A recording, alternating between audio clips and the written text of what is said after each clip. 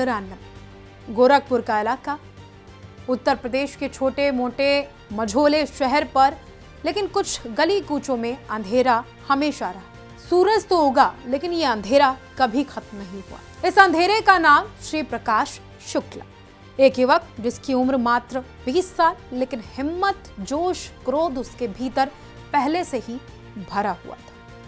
महज कॉलेज का छात्र वो अचानक अपराध की दुनिया में कदम रख देता है, और वो भी एक व्यक्तिगत घटना के चलते। श्री प्रकाश की बहन के साथ बाजार में छेड़खानी होती है। पिता शांत रहते हैं और पुलिस जाने की सलाह देते हैं, लेकिन प्रकट हिम्मत वाला ये युवक खुद न्याय लेने के लिए निकल पड़ता है। मारपीट होती है, आरोपी वीरेंद्र शाही का आदमी मारा जाता है। यह पहली हत्या थी, लेकिन इसी ने उसे स्थानीय सत्ता और अपराध के नेटवर्क में धकेल दिया। गोरखपुर विश्वविद्यालय में 70 के दशक के जेपी आंदोलन के बाद 2 छात्र गुट उभर कर सामने। ब्राह्मण गुट हरिशंकर तिवारी का, इसमें नेतृत्व रहा।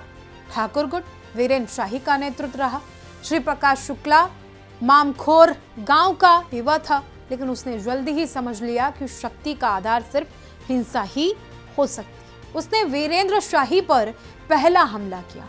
हालांकि शाही बच निकला, लेकिन इससे शहर में उसका नाम फैल चुका था। श्री प्रकाश शुक्ला के साथ अनुज सिंह, सुधीर त्रिपाठी और उसके गुरु सूरजभान सिंह भी शामिल रहे। सूरजभान मोकामा बिहार से निर्दलीय विधायक भी रह चुके थे, और शुक्ला के लिए वो केवल संरक्षक नहीं बल्कि गुरु और सलाहकार भी साबित हुए। सूरजभान ने शुक्ला को राजनीतिक, आर्थिक सुरक्षा दोनों के गुर सिखाए।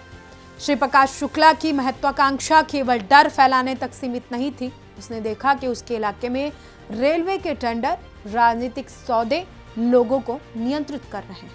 वीरेंद्र शाही, हरिशंकर तिवारी के बीच प्रतिद्वंदिता का फायदा उठाकर शुक्ला ने सत्ता के गलियारों में पैठ बनाई।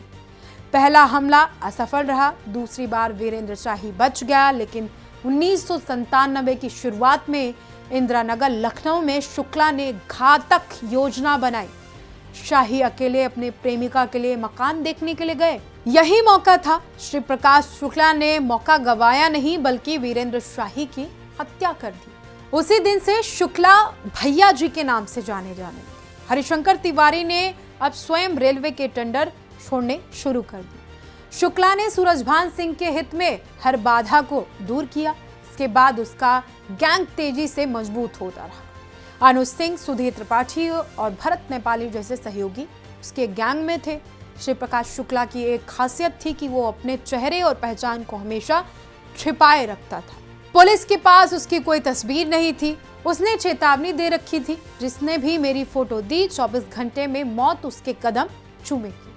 इस वजह से पुलिस ने क्रिएटिव तरीका अपनाया। एक फैक्स की दुकान और फोटो एडिटिंग के माध्यम से चेहरा शुक्ला का और शरीर बॉलीवुड अभिनेता सुनील शेट्टी का जोड़कर उसकी तस्वीर तैयार करवाई गई। ये तस्वीर धीरे धीरे मीडिया और पुलिस के पास पहुंची।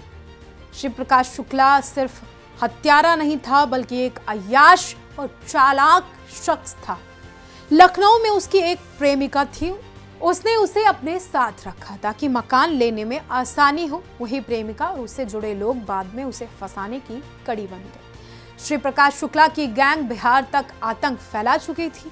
उसके लिए कोई भी बड़ा नाम सुरक्षित नहीं था। 13 जून 1998 को बिहार के मंत्री बृजलाल बिहारी प्रसाद की हत्या एक अस्पताल में की जाती है। यह हत्या खुलेआम थी कि पूरा शहर दहशत में आया। कहा जाता है कि शुक्ला ने तत्कालीन मुख्यमंत्री कल्याण सिंह की हत्या के लिए सुपारी ली थी, लेकिन यह अफवाह थी। शुक्ला का असली उद्देश्य सत्ता के गलियारों में डर और अपनी बाहुबली जैसी छवि को कायम करना था। सूरजभान सिंह, जो कभी उसका गुरु संरक्षक रहा, अब चिंतित हो गए थे। शुक्ला की कमाई का कोई निवेश नहीं था और सारी संपत्ति सूरजभान के पास थी। नेपाल में भी उन्होंने मिलकर एक होटल खरीदा था। सूरजभान का डर था कि शुक्ला किसी भी समय इसे नष्ट कर दे या उसका पैसा अपने कब्जे में न ले। एसटीएफ ने शुक्ला के हर मूवमेंट पे नजर रखी। उसका फोन टैप किया गया और गाजियाबाद में रहने वाली प्रेमिका का पता लगाया गया। शुक्ला लगातार उसी सिम का इस्तेमाल कर रहा था, जिससे पुलिस को पकड़ने में और मदद मिली। साल 1997-98 की घटनाओं के बाद शुक्ला गाजियाबाद में अनुज सिंह, सुधीर त्रिपाठी और भरत नेपाली के साथ एक सियालो कार में निकला। एसटीएफ ने शहर की हर सड़क और मोड़ पर हथियारबंद टीम तैनात कर रखी थी। उसके बाद जो हुआ वो आप सबको बताने की जरूरत नहीं है, लेकिन खैर हम बताते हैं कि हुआ क्या था। कार घिरी और श्री प्रकाश शुक्ला का अंत हुआ। एनकाउंटर में मौत के रूप में यह अंत देखा गया। श्री प्रकाश शुक्ला की कहानी न केवल एक गैंगस्टर की कहानी थी, बल्कि उत्तर प्रदेश और बिहार में राजनीति, अपराध और सत्ता के आपसी गठजोड़ की भी कहानी थी। महज 25 साल की उम्र में उसने अपराध की दुनिया में नाम कमाया और 20 से ज्यादा हत्याएं और खुलेआम आतंक के बाद भी उसका अंत पुलिस की तरफ से ही एनकाउंटर में किया गया। शुक्ला की कहानी आज भी फिल्म शैली में याद की जाती है। युवा उम्र का उभार, गुरु सहयोगी की भूमिका, राजनीतिक षड्यंत्र और गैंगस्टर की अय्याशी।